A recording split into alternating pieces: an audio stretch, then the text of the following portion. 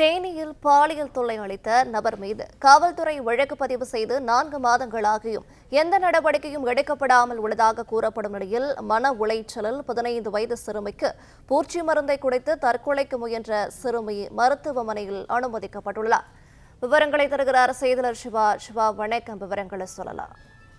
வணக்கம். தேனி அருகே உள்ள ஊஞ்சாம்பட்டி பகுதியைச் சேர்ந்த தம்பதியர்கள் தங்களது 2 மகள்கள் உள்ளனர். ஊஞ்சாம்பட்டி தெற்கு தெருவில் வசித்து வருகின்றனர். கணவர் மதுரையில் பணியாற்றி வரும் நிலையில் ஊஞ்சாம்பட்டியில் பால் பண்ணை நடத்தி வருவார் ஜெயஸ்ரீ. இவர்களுக்கு 2 மகள்கள் உள்ளனர். கடந்த மே மாதம் 11ஆம் தேதி பால் பண்ணைக்கு தம்பதியர் 15 வயது மகள் பண்ணைக்கு வந்துள்ளார். அப்போது மாட்டு பால் கறக்க வந்த ராஜேஷ் என்பவர் அந்த 15 வயது சிறுமியிடம் தகாத முறையில் ஈடுபட்டுள்ளார். அந்த சிசிடிவி காட்சிகளை வைத்து காவல்துறையினர் தாயார் வழக்கு பதிவு செஞ்சிருக்காங்க.